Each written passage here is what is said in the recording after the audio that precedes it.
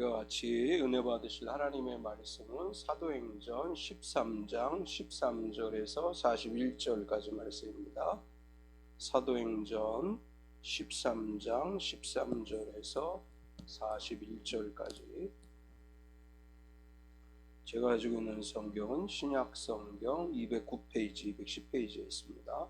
사도행전 13장 13절에서 41절까지.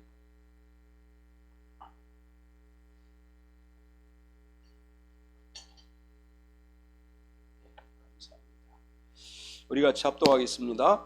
바울과 및 동행하는 사람들이 바보에서 배 타고 밤빌리아에 있는 버가에 이르니 요한은 그들에게서 떠나 예루살렘으로 돌아가고 그들은 버가에서 더 나아가 비시디아 안디옥에 이르러 안식일에 회당에 들어가 앉으니라.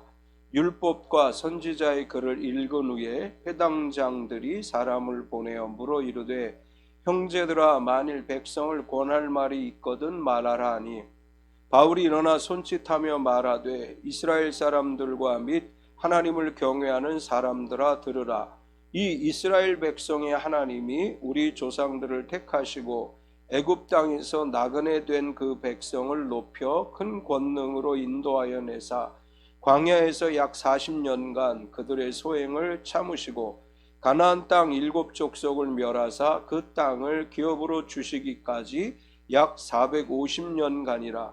그 후에 선지자 사무엘 때까지 사사를 주셨더니 그 후에 그들의 왕을 구하거늘 하나님이 베냐민 지파 사람 기스의 아들 사울을 40년간 주셨다가 패하시고 다윗을 왕으로 세우시고 증언하여 이르시되 내가 이 세의 아들 다윗을 만나니 내 마음에 맞는 사람이라 내 뜻을 다 이루리라 하시더니 하나님이 약속하신 대로 이 사람의 후손에서 이스라엘을 위하여 구주를 세우셨으니 곧 예수라. 그가 오시기에 앞서 요한이 먼저 회개의 세례를 이스라엘 모든 백성에게 전파하니라. 요한이 그 달려갈 길을 마칠 때에 말하되 너희가 나를 누구로 생각하느냐? 나는 그리스도가 아니라 내 뒤에 오시는 이가 있으니 나는 그 발의 신발끈을 풀기도 감당하지 못하리라 하였으니 형제들아, 아브라함의 후손과 너희 중 하나님을 경외하는 사람들아, 이 구원의 말씀을 우리에게 보내셨거늘 예루살렘에 사는 자들과 그들 관리들이 예수와 및 안식일마다 외우는 바 선지자들의 말을 알지 못하므로 예수를 정죄하여 선지자의 말을 응하게 하였도다. 죽일 죄를 하나도 찾지 못하였으나 빌라도에게 죽여달라 하였으니 성경에 그를 가리켜 기록한 말씀을 다 응한 것 후에 나무에 달려 내다가 무덤에 두었으니 하나님이 죽은 자 가운데서 그를 살리신지라. 갈릴리로부터 예루살렘에 함께 올라간 사람들에게 여러 날 보이셨으니 그들이 이제 백성 앞에서 그의 증인이라. 우리도 조상들에게 주신 약속을 너희에게 전파하노니 곧 하나님이 예수를 일으키사 우리 자녀들에게 이 약속을 이루게 하셨다 함이라. 시편 둘째 편에 기록한 바와 같이 너는 내 아들이라 오늘 너를 낳았다 하셨고 또 하나님께서 죽은 자 가운데서 그를 일으키사 다시 썩음을 당하지 않게 하실 것을 가르쳐 이르시되 내가 다윗의 거룩하고 미쁜 은사를 너에게 주리라 하셨으며 또 다른 시편에 일렀으되 주의 거룩한 자로 썩음을 당하지 않게 하시리라 하셨느니라. 다윗은 당시 하나님의 뜻을 따라 섬기다가 잠들어 그 조상들과 함께 묻혀 썩음을 당하였으되 하나님께서 살리신 이는 썩음을 당하지 아니하였나니 그러므로 형제들아 너희가 알 것은 이 사람을 힘입어 죄사함을 너희에게 전하는 이것이며 또 모세의 율법으로 너희가 의롭다 하심을 얻지 못하던 모든 일에도 이 사람을 힘입어 믿는 자마다 의롭다 하심을 얻은 이것이라. 그런즉 너희는 선지자를 통하여 말씀하신 것이 너희에게 미칠까 삼가라. 일러스되 보라 멸시하는 사람들아 너희는 놀라고 멸망하라. 내가 너희 때를 당하여 한 일을 행할 것이니 사람이 너희에게 일러줄지라도 도무지 믿지 못할 일이라 하였느니라 하니라. 아멘. 지난주에는 바나바와 바울이 첫 번째 선교지로서 구브로를 선택했고 바나바의 고향인 구브로에서 복음을 전한 이야기를 나눴습니다. 오늘은 두 번째 선교지인 비시디아 안디옥에서 사역을 하는 이 사역의 이야기를 기록하고 있는데, 이제 이 비시디아 안디옥은 이 처음에 13장 1절에서부터 바울과 바나바를 선교사로 파송한 안디옥과 수리아 안디옥과는 구별되어지는 것으로서 이 비시디아 안디옥의 특징은 해발 100m에 달하는 고원지대라고 합니다. 오늘날로 얘기하면 터키 중남부 지방의 얄바크라고 하는 지역이 있는데, 그 얄바크 지역, 지금은 폐허가 된 지역이라고 하는데, 이제 그 지역이 비시디아 안디옥이라고 이야기합니다. 이곳은 로마의 식민지였고 바울은 3차 전도 여행 때도 이것을 거쳐서 가게 됩니다. 비시디아 안디옥에 도착한 바울은 이곳에서 복음을 전하게 되는데, 바울이 1차 선교 여행을 할 때 구브로를 지나서 그 다음 비시디아 안디옥에서부터 계속 일정한 패턴을 유지하게 돼요. 안식일이 되면 회당에 가서 복음을 전하게 됩니다. 이러한 전도 방법은 이제 거의 대부분의 바울의 선교 여행 속에서 나타나고 있는 현상인데, 바울은 율법을 알고 있는 유대인들, 하나님에 대해 알고 있는 유대인들과 회당 예배에 참석한 사람들을 대상으로 먼저 복음을 전하기 시작합니다. 대부분의 선교 지역에서 이런 현상이 나타나고 있는데, 바울이 유대인들이 전혀 이해할 수 없는 이야기를 하는 것이 아니라 그들이 알기 쉬운 이야기, 그들이 알고 있는 이야기를 이야기함으로 해서 복음을 전하기 시작합니다.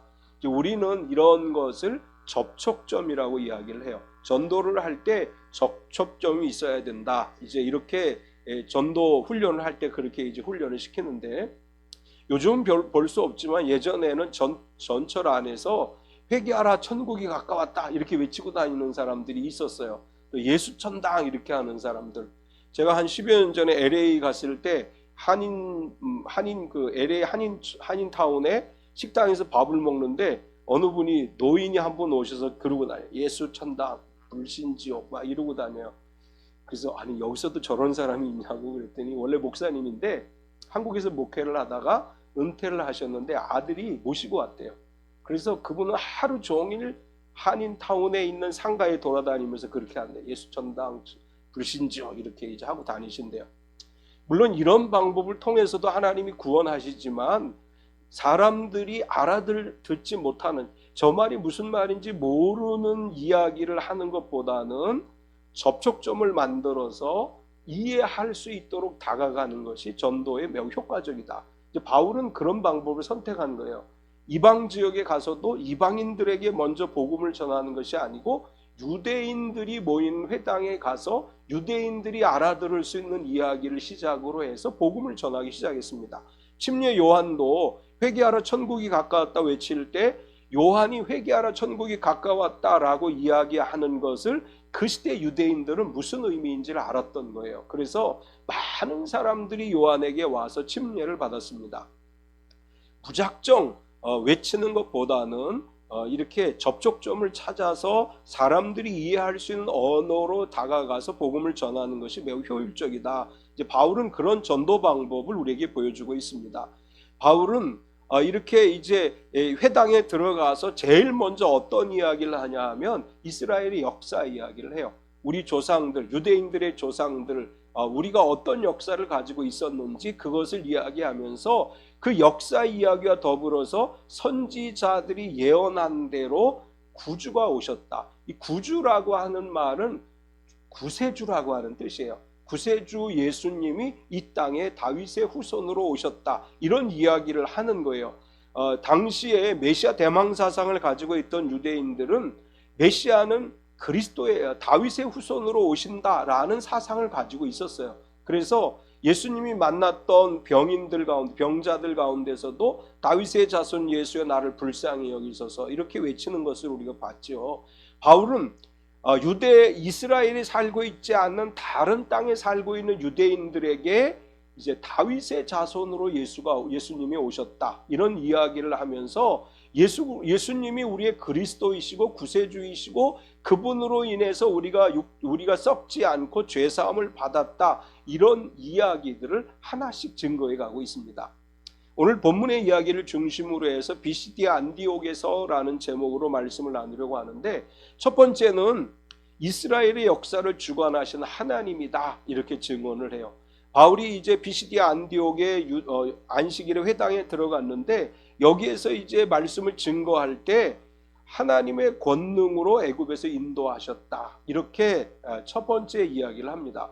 14절에서 17절까지를 보면, 그들은 버가에서 나아가 비시디아 안디옥에 이르러 안식일의 회당에 들어가 앉으니라. 율법과 선지자들의 글을 읽은 후에 회당장들이 사람을 보내어 물어 이르되, 형제들아, 만일 백성을 권할 말이 있거든 말하라 하니, 바울이 일어나 손짓하며 말하되, 이스라엘 사람들과 및 하나님을 경외하는 사람들아 들으라. 이 이스라엘 백성의 하나님이 우리 조상들을 택하시고 애굽 땅에서 나그네 된 그 백성들을 높여 큰 권능으로 인도하여 내사.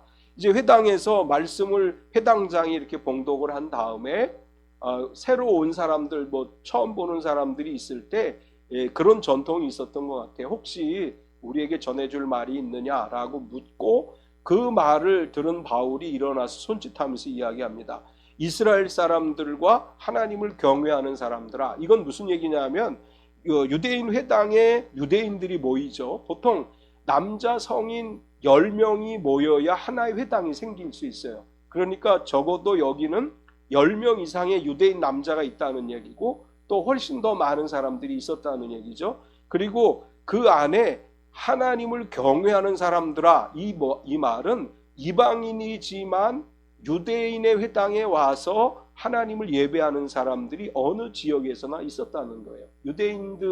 유대인들만 하나님을 믿은 것이 아니고, 유대인들에게 의해서 하나님을 알게 돼서 회당에 와서 예배하는 사람들이 있었어요. 그래서 하나님을 경외하는 사람들이라고 하는 것은 유대인이 아닌 이방인 중에 하나님을 예배하기 위해 회당에 온 사람들을 이야기하는 것입니다.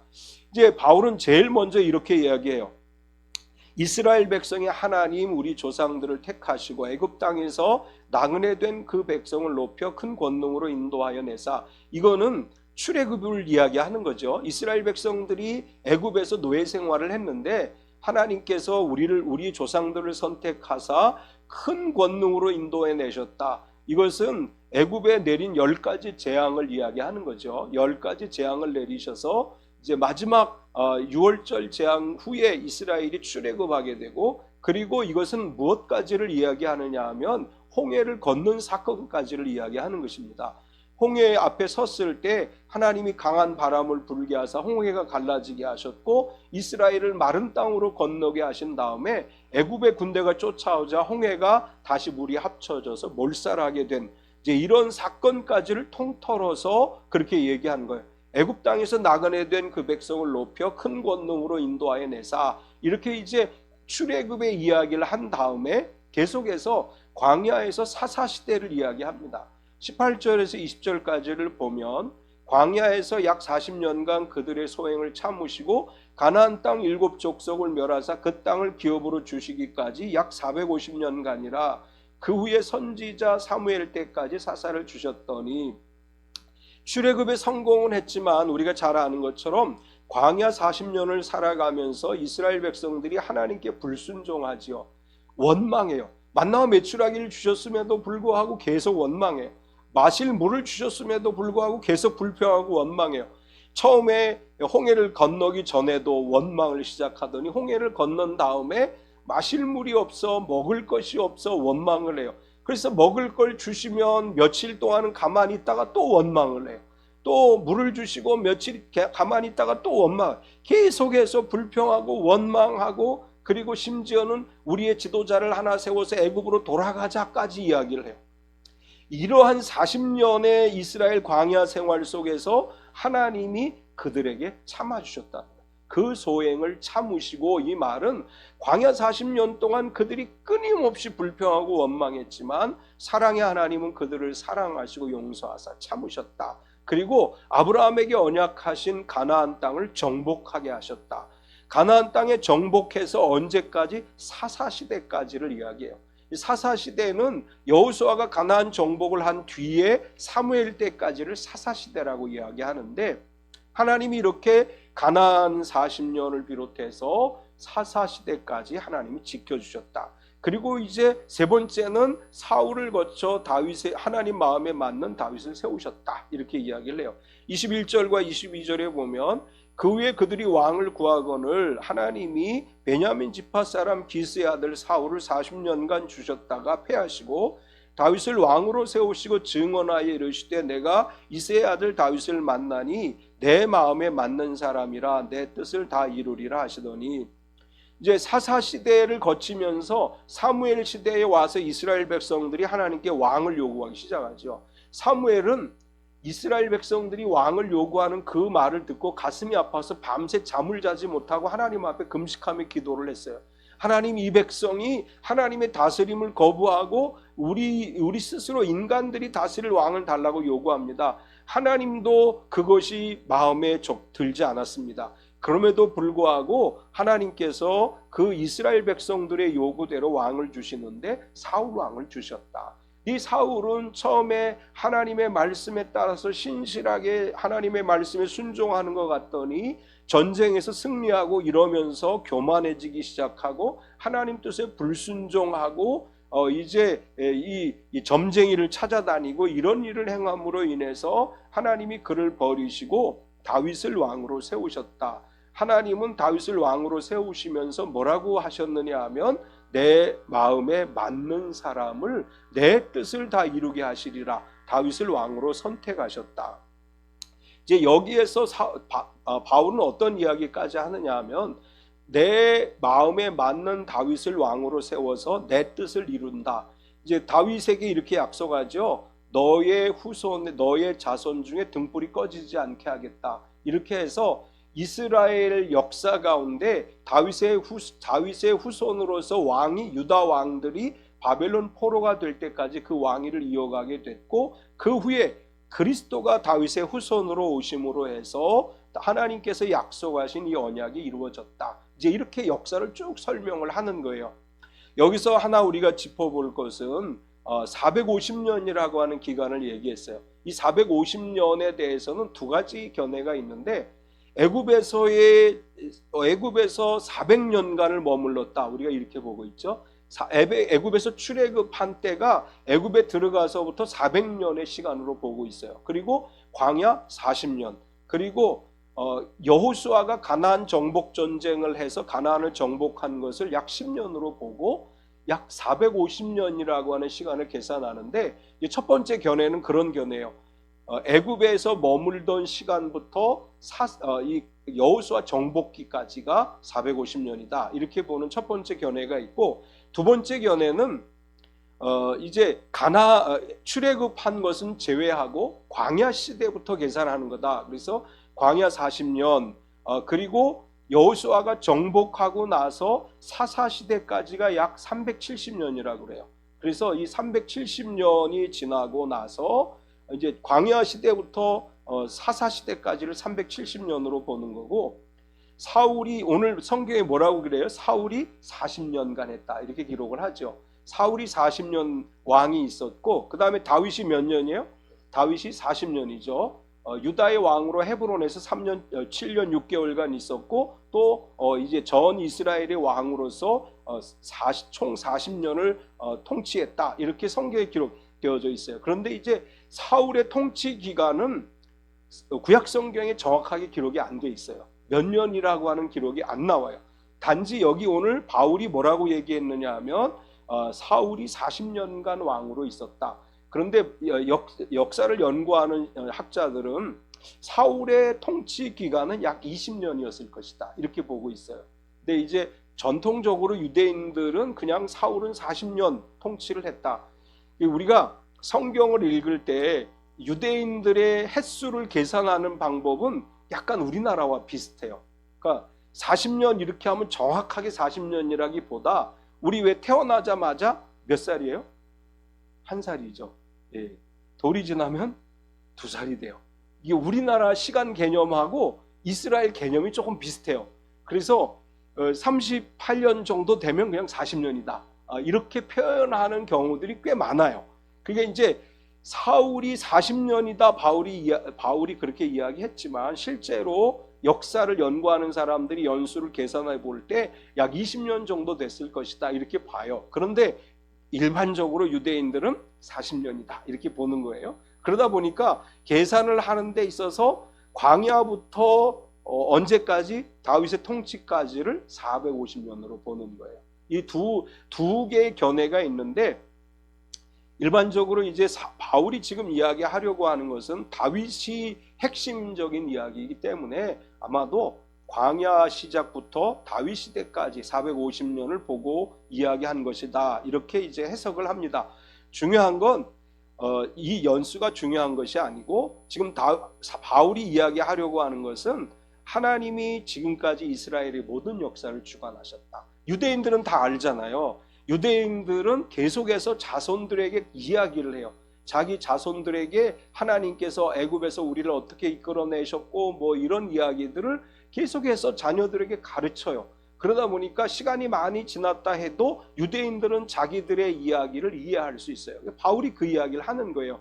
그러니까 이제 유대인들이 회당에 앉았는데 바울이 이런 이야기를 하니까 이제 다 그 말에 집중해서 듣게 되죠. 모르는 이야기를 하면 사람들이 귀를 안 기울여요. 아는 이야기를 하면서 유대인들에게 이야기를 해요. 그 다음에 또 뭐라고 얘기하느냐 하면 구주이신 예수님이 오셨다 이렇게 얘기를 해요. 바울은 이스라엘 역사를 쭉 간략하게 이야기한 다음에 하나님이 우리를 이렇게 인도하셨는데 다윗을 이야기하고 나서 다윗의 후손으로 구주가 오셨는데 곧 예수님이시다 이렇게 얘기해요. 이제 구주라는 말은 조금 전에도 얘기했지만 구세주라는 의미고 구세주라는 말은 그리스도라는 의미예요. 다윗의 자손으로 예수님이 오셨는데 그분은 하나님이 이미 약속하신 우리의 그리스도로 이 땅에 오신 것이다. 예수님의 오심에 대한 이야기를 하면서 바울은 요한이 먼저 와서 회개의 세례를 베풀었다 이렇게 이야기를 합니다. 24절과 25절에 보면 그가 오시기에 앞서 요한이 먼저 회개의 세례를 이스라엘 모든 백성에게 전파하니라. 요한이 그 달려갈 길을 마칠 때에 말하되 너희가 나를 누구로 생각하느냐. 나는 그리스도가 아니라 내 뒤에 오시는 이가 있으니 나는 그 발의 신발끈을 풀기도 감당하지 못하리라 했으니 예수님이 오시기 전이라는 것은 예수님이 공생의 사역을 시작하시기 전이라는 뜻이에요. 그러니까 요한은 예수님보다 6개월 먼저 태어났다. 성경에 이렇게 복음서에 이렇게 이야기를 하죠. 6개월 먼저 태어난 요한은 일찍 아버지 제사장의 영향을 받아서 이제 활동을 시작했고 SNF파에 속해서 이렇게 일을 하다가 예수님이 공생의 사역을 시작하시기 전에 먼저 회개의 세례에 대해서 선포하고 사람들에게 회개를 주었어요. 하나님 나라가 가까웠으니 회개하고 세례를 받으라 이렇게 요한이 외쳤고 사람들이 요한이 이야기하는 것이 무슨 의미인지를 알았기 때문에 요한에게 가서 세례를 받았고 요한이 회개의 세례를 전파한 것은 그리스도의 공생애를 준비하기 위한 것이었다. 이렇게 이제 유대인들이 알아들을 수 있는 이야기를 하는 거예요. 그리고 나서 뭐라고 얘기하느냐 하면 구원의 말씀을 보내셨다 이렇게 말을. 23절을 보면 하나님이 약속하신 대로 이 사람의 후손에서 이스라엘을 위하여 구주를 세우셨으니 곧 예수라. 이 사람의 후손이라는 것은 다윗의 후손이라는 얘기예요. 다윗의 후손으로 구주를 보내셨는데 그분이 바로 예수님이다. 그리고 26절에 형제들아 아브라함의 후손과 너희 중 하나님을 경외하는 사람들아 이 구원의 말씀을 우리에게 보내셨거늘. 예수님이 구세주이시다라고 이야기한 다음에 그분은 구원의 말씀으로 우리에게 오셨다 이렇게 이야기하는 거예요. 요한은 요한복음 1장에서 태초에 말씀이 계시니라부터 시작해서 말씀이 육신이 되어 우리 가운데 거하시니라고 이야기해서 예수님이 말씀이라고 증언했어요. 바울도 여기서 이렇게 얘기하는 거예요. 예수님이 우리의 구세주이셔. 그런데 그분의 말씀이 우리에게 구원의 말씀이야. 그분이 구원의 말씀이고 그분이 주신 말씀이 우리를 구원하는 것이다. 이런 의미로 이제 예수 그리스도가 우리를 위해서 이 땅에 구원의 말씀으로 구원의 복음으로 우리에게 오셨다. 이제 마가는 이렇게 얘기하죠. 복음 예수 그리스도의 시작이라 이렇게 표현을 해요. 복음이라고 하는 것은 우리에게 복된 소식이요, 복음, 구원의 소식이요, 생명의 소식이고, 예수 그리스도는 우리에게 말씀으로 임재하신 것이고, 그분은 우리에게 생명을 얻는 말씀을 주신 것이다. 구원의 말씀을 주셨다. 바울은 이렇게 증언하고, 그런데 우리의 구원을 위해서 오신 예수님은 죄 없으신 예수님을 예루살렘 지도자들이 죽였다. 이렇게 이야기를 해요. 27절에서 29절을 보면 예루살렘에 사는 자들과 그들 관리들이 예수와 및 안식일마다 외우는 바 선지자들의 말을 알지 못함으로 예수를 정죄하여 선지자들의 말을 응하게 하였도다. 죽일 죄를 하나도 찾지 못하였으나 빌라도에게 죽여달라 하였으니 성경에 그를 가리켜 기록한 말씀을 다 응하게 한 것이라. 후에 나무에서 내려다가 무덤에 두었으나.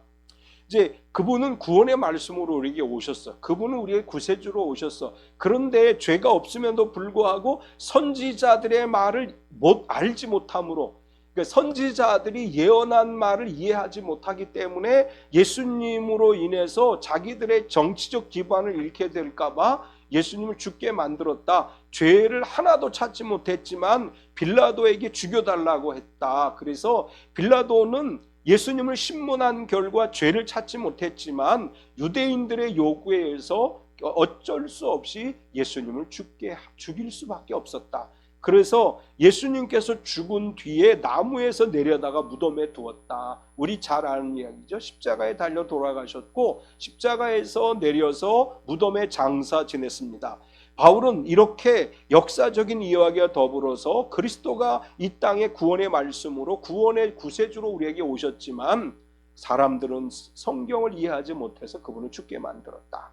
그리고 나서 계속해서 세 번째로 그러나 하나님이 다시 살리셨다. 이렇게 증언을 합니다. 십자가에 달려 돌아가시게 했지만 하나님은 죽으신 예수님을 다시 살리셨다. 그리고 바울은 여기서부터 이제 복음의 핵심적인 이야기를 하는 거예요. 예수 그리스도가 다시 살아났다는 것은 어떤 의미가 있느냐, 이제 이런 이야기를 하려고 하는데 바울은 하나님이 죽은 자 가운데서 다시 살리셨다. 30절에 31절까지를 보면 하나님이 죽은 자 가운데서 그를 살리신지라 갈릴리로부터 예루살렘에 함께 올라간 사람들에게 여러 날 보이셨으니 그들이 이제 백성 앞에서 그의 증인이라. 30절과 31절은 하나님이 살리셨어. 그런데 살아나신 부활하신 예수님을 본 증인들이 있다. 이걸 얘기하는 거예요. 아무도 예수님이 부활하는 걸 본 적이 없으면 누가 믿겠어요? 믿을 수 없잖아요. 그런데 하나님이 살리셨는데 분명한 것은 예수님이 부활하신 것을 본 많은 증인들이 있다. 이 사람들이 여러 날 예수님을 만났고 이 예수님의 부활을 목격한 사람들이 백성들에게 증인이 돼서 이야기했다. 우리 아무리 그럴듯한 얘기를 해도 증거가 없거나 증인이 없으면 우리 인정하지 않죠. 반드시 증거가 있어야 되고 증인이 있어야 돼요. 바울은 굉장히 공부를 많이 한 사람이죠. 가말리엘의 문화에서 율법을 공부하고 나름대로 많은 공부를 한 사람인데 바울은 이렇게 얘기하는 거예요. 여러분, 예수 그리스도가 하나님에 의해 다시 살아나셨습니다. 그리고 많은 증인이 있습니다. 만약에 증인이 없다면 우리가 믿을 수가 없어요. 그럼에도 불구하고 바울은 많은 증인들이 있기 때문에 예수님의 부활은 분명한 사실이다. 이걸 얘기하는 거예요. 사람들에게. 그리고 예수님이 다시 살아남으로 인해서 그럼 우리에게 어떤 효과가 있느냐? 우리가 썩음을 당하지 않게 될 것이다. 우리를 썩음을 당하지 않게 하시려고 예수님을 부활하게 하신 것이다. 32절에서 37절까지를 보면 우리도 조상들에게 주신 약속을 너에게 전파하노니 곧 하나님이 예수를 일으키사 우리 자녀들에게 이 약속을 이루게 하셨다미라. 시편 2째 편에 기록한 바와 같이 너는 내 아들이라 오늘 너를 낳았다 하셨고 또 하나님께서 죽은 자 가운데서 그를 일으키사 다시 썩음을 당하지 않게 하실 것을 가르쳐 이르시되 내가 다윗의 거룩하고 미쁜 은사를 너희에게 주리라 하셨으며 또 다른 시편에 일렀으되 주의 거룩한 자로 썩음을 당하지 않게 하시리라 하셨느니라. 다윗은 당시 하나님의 뜻을 따라 섬기다 잠들어 그 조상들과 함께 묻혀 썩음을 당하였으되 하나님께서 살리신 이는 썩음을 당하지 아니하였나니. 이 말이 의미하는 건 뭐냐면 그 하나님이 왜 예수님을 십자가에서 죽게 하신 다음에 살리셨느냐? 이것은 우리에게 영생의 소망을 주기 위함이다라는 이야기예요. 우리는 다 죽습니다. 여기서 죽지 않을 사람은 아무도 없어요. 만약 예수님이 빨리 오신다면, 우리가 살아계실 때 예수님이 오신다면 우리가 살아있는 채로 예수님을 만나겠지만, 그렇지 않으면 우린 다 죽어요. 죽으면 땅에 묻혀요. 땅에 묻히면 썩어요. 그런데 바울은 지금 무슨 얘기를 하냐면, 예수님이 부활하심으로 말미암아 예수님이 썩지 않는 것을 보여주셨다. 예수님이 부활하심으로 말미암아 썩은 것이 아니라 썩지 않는 몸으로 부활체로 승천하셨고, 예수님을 믿는 사람들에게 약속하셨는데 썩음을 당하지 않게 하시겠다고 약속했다. 저와 여러분은 썩지 않는 영생의 복을 누리게 되는 줄 믿습니다. 우리가 이 땅에서 육신의 죽음을 죽어요. 그러나 예수님께서 구름 타고 공중에서 천사장의 나팔 소리와 함께 강림하실 때 우리 죽은 몸은 다 부활의 몸을 입고 주님과 더불어 영원히 저 천국에서 살아갈 줄 믿습니다. 지금 바울은 그 이야기를 하는 거예요. 예수님이 부활하심으로 썩지 않는 것을 보여주셨고, 너희도 앞으로 부활체를 입음으로 썩음을 당하지 않고 영원히 함께 살아가게 될 것이다.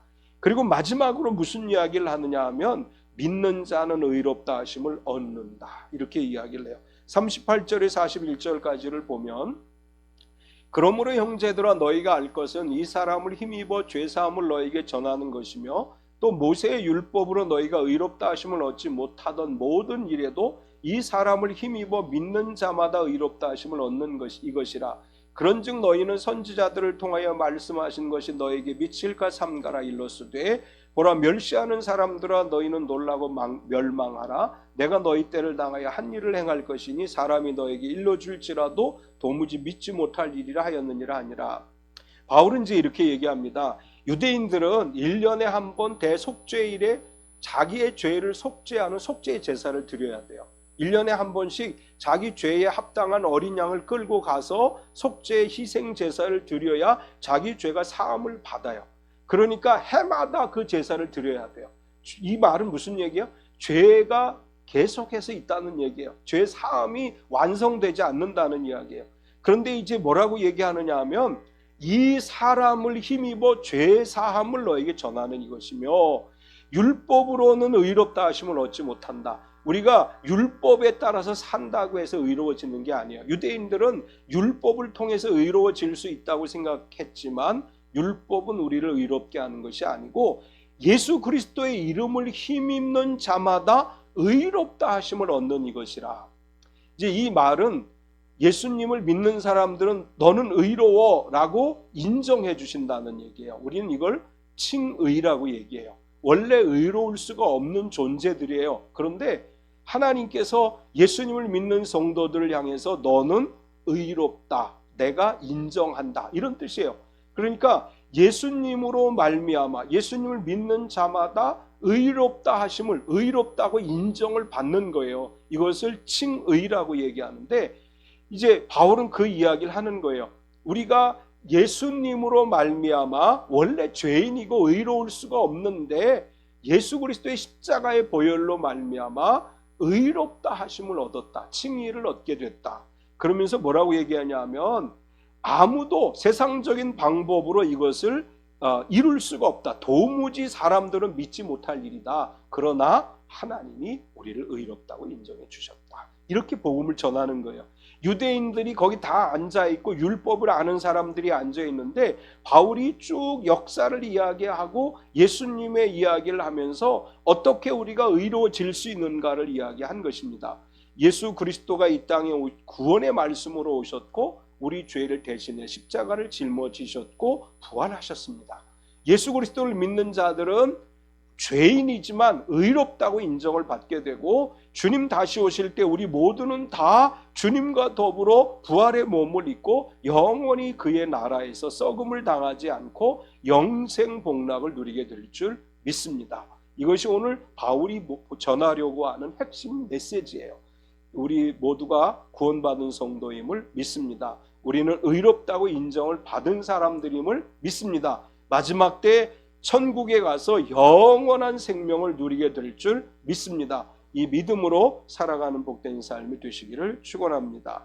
우리 같이 한번 통성으로 기도할 때 이 명절 기간 동안에 우리 모든 성도들이 그리스도의 향기가 되게 하시고 또 오가는 모든 길 안전하게 지켜주시고 어느 곳에서나 주님의 사랑과 은혜를 전하게 하옵소서. 우리 같이 한번 통성으로 기도하겠습니다.